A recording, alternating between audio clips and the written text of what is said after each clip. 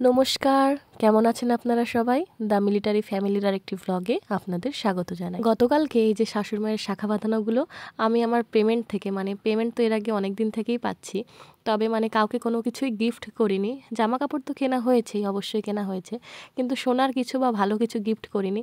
তো প্রথম আমি গিফট করলাম আমার শাশুড়ি মাকে এই শাখা বাঁধানোগুলো। এত আনন্দ হচ্ছে আমার মনে মনে, বলে বোঝাতে পারবো না। অন্যের থেকে নেওয়ার মধ্যে না, অন্যকে দেওয়ার মধ্যেও কিন্তু অনেক আনন্দ লুকিয়ে থাকে, যেটা আমি এতদিনেই বুঝতে পারছি। আর আজকে সকালবেলায় স্নান সেরে পুজো টুজো সেরে এখন চলে এসেছি সকালের খাবার বানাতে। সকালবেলায় কি করলাম বলুন তো, ওইদিকে ঘরটা মুছে ঘুম থেকে উঠলাম, তারপর ঘরটার মুছে, ওদিকে তো ওরা ছেলে ঘুমিয়ে আছে, তো ঘরটার মুছে স্নান করে পুজো টুজো করে এসে দেখি শাশুড়ি মা কিছুটা রান্না বসিয়ে দিয়েছে। তাই এই যে আটাটাও লাগানো হয়ে গেছে, তাই মাকে বললাম তুমি এবার অন্য কোনো কাজ করো, বাকি রান্নাটা আমি করে ফেলছি। আসলে কি বলুন তো, আমাদের বাড়িতে তো আবাদ হয়, আগে হয়তো বেশি হতো, তবে এখন কম হয়, যেহেতু আমার শ্বশুরমশাই যেহেতু বয়স হয়ে যাচ্ছে, তো এখন আর সেইভাবে আর করতে পারেন না। অল্প হলেও ফসল কিন্তু ফলানো হয়, তো সেই সবের কিন্তু টুকটাক কাজ থেকেই থাকে। এবার আমি বাড়িতে থাকলে একটু এগুলো সুবিধাই হয়, আমি যেহেতু রান্নাবান্নার মধ্যে চলে আসি, তখন শাশুড়িমা কিন্তু বাড়ির অন্য কাজগুলো করতে পারেন। তবে একটা কথা কি জানেন, আমি যখন ওখানে থাকি, তো বাইরে চাকরির জায়গায় থাকি, তখন তো আমি ক্লান্ত হয়ে পড়ি সব কাজ সেরে ভিডিওর কাজ করতে। তখন ভাবি যে থাক, এখন তো ভালো পারছি না, বাড়ি গিয়ে ভালোভাবে কাজ করব। ওখানে তো সবাই থাকবে, সব কাজের দায়িত্ব আর আমার উপরে থাকবে না, সবাই মিলেমিশে কাজ করব, তাহলে আমার ভিডিওর কাজে আমি ভালো করে মন দিতে পারবো। কিন্তু বাড়ি এসে এমন হয়, কি জানি না কেন এরকম হয়, আমি ঠিকঠাক ভিডিওর কোনো কাজই করতে পারি না। গত দুদিন আমি ভিডিও দিতেই পারিনি। মনে মনে খারাপ তো লাগেই, কিন্তু কিছুই করার থাকে না। আর একটা সময় গিয়ে আর মনও চায় না যে না করি, এই মনটাও থাকে না। ওইদিকে আটার গুলিগুলো করতে গিয়ে এদিকে চাটুটা এত গরম হয়ে গেছিলো, প্রথম রুটিটা তো নষ্ট হয়ে গেল। এই চাটুতে আমি রুটি ভাজতে পারি না, আমি যেহেতু ওখানে ননস্টিকের ওইগুলোতে ভাজি, তো খুব বেশি গরম হয় না। আর বারবার এই সাঁড়াশি দিয়ে ধরা পাড়া এসব করতে করতেই কিন্তু পুড়ে যায় রুটিটা। আর এই চাটুগুলো এত তাড়াতাড়ি গরম হয়ে যায় না, দেখুন আমি কিন্তু এই যে কেমন আশেপাশে দাগ হয়ে আছে, আমি শুধু গরম ছিল, তারপরে একটু জল দিয়ে মুছতে গেছি, দেখছি জলের দাগটা ওর উপরে কেমন হয়ে লেগে আছে। যাই হোক, 3 নম্বর রুটিটা একটু ঠিক হয়েছে, এরপরে সব রুটিগুলোই ঠিকঠাক হয়েছিল। প্রথমে রুটিটা খারাপ হলেই কিন্তু বিরক্ত লাগে, ভালো লাগে না, ওটা একদম হলুদ হয়ে গেছে, এত তাপ বেড়ে গেছিলো। আর এদিকে কিন্তু আলু ফুলকপির তরকারিটাও হয়ে এসেছে। চলুন এবার একটু কিচেনটাকে ক্লিন করে ফেলি। খুব বেশি তো পরিষ্কার করব না, একটু পরে তো আবার দুপুরে রান্না শুরু হবে, কিন্তু চোখে দেখার মতো এত নোংরা রেখে তো আর ভালো লাগে না। তাই ভাবলাম রুটিগুলোকে আগে গুছিয়ে নিচে নামিয়ে রাখি, তারপর এই যে ওই যে আটাগুলো পড়ে আছে ওগুলো মুছে ফেলি। আর গ্যাসটাকেও খুব বেশি মুছবো না, ওপর ওই আটাগুলোই ফেলে দেবো। আর আমার গলার অবস্থা এত খারাপ, কথা বলতে আমার অসুবিধা হচ্ছে, কিন্তু আবার এদিকে 2-1 দিন ভিডিও দেওয়া হয়নি, তো তাই ভাবলাম করে ফেলি, যা হবে দেখা যাবে পরে। কি বলুন তো, ওদিকে না 2 দিন বিয়ে বাড়ি ছিল, আপনাদের সঙ্গে তো একদিন শেয়ার করেছিলাম, 2 দিনই গিয়েছিলাম। একদিন বরযাত্রী যাওয়া ছিল, আর একদিন বউ ভাত ছিল। এবার কি হয়েছে, বিয়ে বাড়িতে কিন্তু শাড়ি পরলাম, সাজগোজ করলাম, তারপরে সোয়েটার পরে নিলাম, এই জিনিসটা কিন্তু মেয়েদের পছন্দ হয় না। শুধু আমি বলে না, প্রত্যেকটা মেয়ে কিন্তু ওখানে সোয়েটার চাদর কিছুই ইউজ করেনি। সব ছেলেরা কিন্তু একদম সোয়েটার টুপি পরে প্যাক হয়ে এসেছিল, কিন্তু প্রত্যেকটা মেয়ে কি বলবো, সাজগোজ নিয়ে এসেছিল, কোনো সোয়েটার চাদর কিছুই ছিল না। তো 2 দিন এরকম গিয়েছিলাম, আর যেদিন বরযাত্রী গিয়েছিলাম বাড়ি ফিরেছি ওই রাত্রি 1টায়, বুঝতেই পারছেন। বিয়ে বাড়িতে তো ঠান্ডা লাগে না, কিন্তু বেরিয়ে বাড়ি আসতে আসতে কিন্তু প্রচণ্ড ঠান্ডা লাগছিল বাইকে। তারপর আবার কি হয়, এই 1 মাসের মধ্যে ছুটিতে আসি, তো 1 মাস থাকা হয়। এবার যত কিছু প্রয়োজন এই 1 মাসের মধ্যেই করতে হয়, তার মধ্যে মায়ের বাড়ি যাওয়া আসা, ওদিকে মেলা চলছে মানিকতলায়, 2 দিন গিয়েছি। এবার এই ঠান্ডা বাইকে যাওয়া আসা করতে যা ঠান্ডা লেগে গেছে, সেটা কিন্তু আমি এখন বুঝতে পারছি। তবু আমরা কি করতাম, ওই দুপুর 2-2:30 নাগাদ কিট্টু ঘুমিয়ে গেলে আমরা বেরিয়ে পড়তাম, যে ও ঘুমিয়ে থাকতে থাকতে আমরা আবার চলে আসবো। এখানে কি হয় বলুন তো, 2টোয় বেরোই, তো 5টা 1 ঘন্টায় মনে হয় যেন 5টা বেজে গেল। আর এখানে 5টা বাজলে কিন্তু অন্ধকার হয়ে যাচ্ছে, আর তার সঙ্গে সঙ্গে ঠান্ডা পড়ে যাচ্ছে। আর আমরা ব্যাঙ্গালোরে এমন একটা অভ্যাস হয়ে গেছে, 5টার সময় আমরা বিকেলে ঘুম থেকে উঠি, তারপরেও 2 ঘন্টা ঘোরার পরে তারপর সন্ধ্যা হয়। আর এখানে এসে প্রথম টাইমটা একটু বুঝতেই পারছিলাম না কীভাবে সময় চলে যাচ্ছে। তো যখনই ঘর থেকে বেরোতাম, হাজব্যান্ড বলতো তুমি সোয়েটার পরে নাও। আমি বলতাম সোয়েটার কী হবে, আমি চলে আসবো, একটু পরেই তো চলে আসবো, 1-8 ঘন্টার কাজ, চলে আসবো। কিন্তু কোথাও গিয়ে 1-8 ঘন্টার মধ্যে আর ফিরে আসতে পারিনি, আস্তে আস্তে সেই সন্ধ্যা লেগেছে। আর আসার সময় সেই আমি পস্তিয়েছি যে যদি ওর কথা শুনতাম তাহলে হয়তো আমি সোয়েটারটা পরে আসতাম, এত ঠান্ডা লাগতো না। তো চলো আজ থেকে তো আর আমি সোয়েটার ছাড়া কোথাও বেরোচ্ছি না, তা আমি দুপুর 1টায় বেরোই বা 2টোয়, সোয়েটার নিয়েই আমি চলবো। ওদিকে থালা বাসনগুলো ধুতে ধুতে হাজব্যান্ড আবার ডাকলো, গিয়ে দেখি মাছ এনেছে। তো ওইদিকে ছেলেকে নিয়ে ঘুরতে বেরিয়ে গেল, সকালের কাজটা খুব খেঁচামেচা হয়, তো মানে ছেলে থাকলে আমাকে খুব ডিস্টার্ব করে। কার্টুন চালিয়ে দিলেও বারবার আমাকে ডাকবে, মাম্মা এই কার্টুনটা দেখো, এই কার্টুনটা দেখো।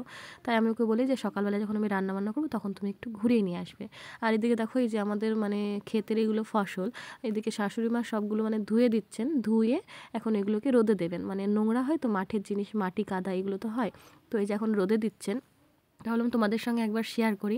আর এই যে তেজপাতাগুলো দেখেছো, এগুলো কিন্তু আমাদের বাড়িতে একটা ছোট্ট তেজপাতার গাছ আছে, সেখানে এত তেজপাতা হয়েছে, বুঝতে মানে এত সুন্দর লাগছে দেখতে, দোকানের থেকেও সুন্দর। আর এই যে গাছটা এত ছোট গাছ, মানে হাজব্যান্ড এসেই প্রথমেই ওই মানে ডালপালাগুলো কেটে দিয়েছিলেন, তারপরে ছাদে মানে রোদে শুকোতে দেওয়া হয়েছিল, ভেজানো হয়েছিল কি আমি জানি না, রোদে শুকোতে দেওয়া হয়েছিল, শুকিয়ে গেছে তো এখন তাই মানে ঘরের সামনেই দেওয়া হচ্ছে। আগে ওই মুসুর ডালটা ধুয়ে রোদে দেওয়া হয়েছে, আর এটা হচ্ছে কলাইয়ের ডাল। কলাইয়ের ডালে ওই যে ওপরে কাঠি মাঠিগুলো থাকে, তো তাই মানে ভালোভাবেই ধুতে হয়। তো এগুলো উনি রোদে দেবেন। আর তারপর আমি মানে সকালের কাজকাম সেরে এখানে একটু ভিডিওর কাজ করতে বসেছিলাম, যেহেতু বলছি না কাজ আমি করতেই পারছি না, রাত্রেও করতে মন চায় না, তো ভিডিওর কাজ করতে বসেছিলাম। ততক্ষণ এবার ছেলে চলে এসেছে, মানে বেশি কাজ হয়েছিল না, অর্ধেকটাই হয়েছিল। আর এই যে সঙ্গে করে আবার চকলেট নিয়ে এসেছে। আর এমন ছেলে, মানে আমি যদি একটা চাই আমি তো খাবো না, আমি ইয়ার্কি করেই ওর কাছে যাই যে দে, ও কিন্তু দিতেই পারে না। চিপস হলে একটা দেবে, চকলেট হলে একদম দিতে পারবে না। তারপরে এই যে কাজটা সেরে মানে ভিডিওর কাজ সেরে এক আধ ঘন্টা পর, এক আধ ঘন্টা লেগে যায় ব্লগের মানে ভয়েস দিতে, সেই কাজ সেরে এসে দেখছি এত পরিমাণ রোদ, সব এই যে ফসলগুলো মানে ডালগুলো সব শুকিয়ে গেছে অলরেডি। আমি তো দেখেই অবাক হয়ে গেলাম যে এত তাড়াতাড়ি শুকিয়ে গেল, এই তো দেখে গেলাম ভেজা, মানে মা মেলছে ওদিকে, আর আস্তে আস্তে দেখছি আবার শুকিয়ে গেছে। চলুন বাড়ির মধ্যে যাই, ওদিকে আবার ছেলের ডাক পড়লো, বলে কি আরেকটা চকলেট চাই। তো একটা এই যে পার্কগুলো ছিল, তাই ভাবলাম দিয়ে দিই, তুই খেয়ে ফেল, ফুরিয়ে ফেল, তারপরে চাইলে তোকে আমি আচ্ছা করে পেটানি দেবো। কি বলুন তো, আমার বাবার তো মানে এইসব ফসল ক্ষেত এসব তো কিছুই নেই, তাই এই জিনিসগুলো কিন্তু আমার খুব ভালো লাগে। মানে এই ডাল আসছে ঘরে, চাল আসছে, মানে সত্যি খুব ভালো লাগে। আর এই যে আমাদের বাড়িতে লঙ্কা গাছও লাগানো হয়, মানে বেশিরভাগ লঙ্কা কিন্তু আমরা গাছ থেকেই পেয়ে যাই, অনেক কিছুই লাগানো হয়, বাড়ির সামনেও অনেক কিছু লাগানো হয়। তো এবার আমি আবার ভাবলাম রান্নাটা আবার বসিয়ে দিই, 11টা প্রায় বেজেই আসলো। আর এখানে কিছুটা মানে মুসুর ডাল মানে ভিজিয়ে রেখেছিলাম, বেশি কিছু রান্না করব নাই ভাবি রোজ, কিন্তু হয়ে যায় একটা দুটো করে। মুসুর ডালের বড়া করব, ওদিকে ডাল করব, আর সঙ্গে ওই যে হাজব্যান্ড ইলিশ মাছটা নিয়ে এসেছে ওটা ঝাল করব। আর কিছু করব না এরকম ভেবেছিলাম। সকালের আলু ফুলকপির তরকারি কিন্তু বেশ খানিকটা বেঁচে আছে, আর বাকিটা পরে বলছি। চলুন আগে রসুন পেঁয়াজগুলো ছাড়িয়ে নিই। এই যে রসুনটা ছাড়াচ্ছি, মানে মুসুর ডালটা তেল করব, সেই জন্য ভাবলাম আগে এগুলো ছাড়িয়ে নিই, ডালটা বসিয়ে দেবো, তারপর আরাম করে ওই মাছের কাজগুলো করে নেব। মানে মাছ কিন্তু, ইলিশ মাছে কিন্তু আমরা রসুন পেঁয়াজ কোনো দিন খাইনি, সত্যি কথা বলতে কোনো দিনই খাইনি। তবে একটা ভিডিও দেখলাম, দেখে মনে হলো যিনি মানে রান্নাটা করছেন তিনিও বলছেন যে আপনারা যদি ভেবে থাকেন যে ইলিশ মাছে রসুন পেঁয়াজ খাওয়া যাবে না, তো এই রেসিপিটা একবার বানিয়ে দেখবেন, সত্যিই ভালো লাগবে। তো সেই ভিডিওটা দেখে আমি আবার আজকে ভাবলাম ইলিশ মাছটা একটু অন্যরকমভাবে রান্না করি। সবসময় ওই সর্ষে বাটাটা খেতে কিন্তু আমার ভালো লাগে না। ওদিকে আবার মাকে জিজ্ঞাসা করলাম যে রসুন পেঁয়াজ দেওয়ার মাছটা খাবে কিনা, কারণ আমি হয়তো শখ করে রান্না করলাম, তারপরে যদি কারোর পছন্দ না হয় সেটা কিন্তু আমারই ভালো লাগবে না, যে আমি রান্না করলাম কারোর খেতে ভালো লাগলো না, তাই আগে জিজ্ঞাসা করে নিলাম। আর আজকে কি বলুন তো, সকাল থেকে কিন্তু কারেন্ট নেই, তাই মানে সব কিছুই হাতেই বাটতে হচ্ছে। আর আমার কি হয় বলুন তো, আমি হাতে বাটতে পারি, কিন্তু যেখানে লঙ্কা বাটা হবে সেটা আমি করতে পারবো না, মানে লঙ্কা বাটলেই আমার হাত খুব জ্বালা করে। এমন বলুন তো, ওই ধরুন যে আগে লঙ্কা বাটা হয়ে গেছে, পাটাটা ধোয়া হয়ে গেছে, শিলপাটাটা ধোয়া হয়ে গেছে, তারপরেও যদি আমি বাটতে যাই তাও আমার হাত জ্বালা করবেই। আর এই যে হাত জ্বালার কি কষ্ট সেটা আমি একবার বুঝেছিলাম, মানে প্রথমবার শ্বশুরবাড়িতে এসে একদিন আমি বেটেছিলাম, মানে নিজের ইচ্ছায় বেটেছিলাম, আমি জানতাম না যে আমার এত হাত জ্বালা করবে, যেহেতু মায়ের বাড়িতে এগুলো কোনোদিনই করতে হয়নি।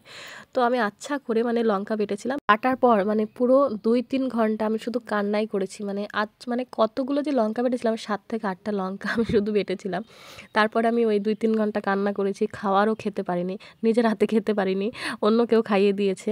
আর সেই জন্য আমি আর ভুলেও মানে হাত দিই না, যেখানে লঙ্কা বাটাবে সেখানে আমি হাত দিই না। মিক্সিতে লঙ্কা বাটলেও সেটা আমি স্পুন দিয়েই কিন্তু করি, হাত দিই না। আর লঙ্কা আমি কাটতেও চাই না। এখন ওই কোয়ার্টারে থাকলে কী ভাবলুন তো, হাজব্যান্ড না থাকলে আমাকে মানে ওই গোটা গোটা লঙ্কা দিয়ে দিই, তাও আমি কাটি না।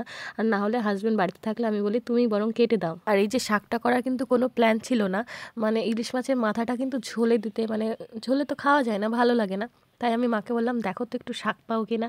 তাই মা দেখছি অনেক রকম শাক এই যে নিয়ে এসে কেটে বেছে ধুয়ে দিল।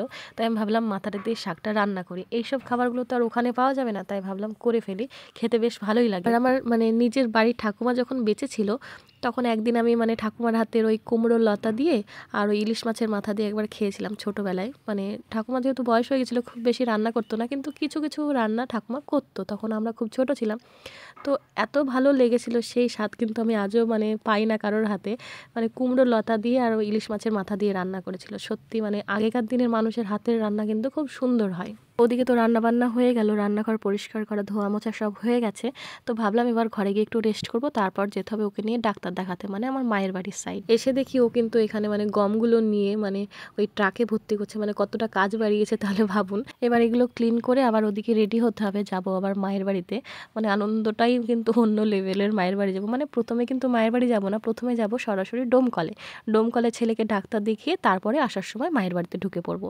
আর কিছুদিন থাকার ইচ্ছে আছে, দেখা যাক কি হয়। তো আর বেশি কথা বলবো না, আপনারা সবাই সুস্থ থাকবেন, ভালো থাকবেন, সবাইকে ভালো রাখবেন। আজকের মতো চলি, টাটা।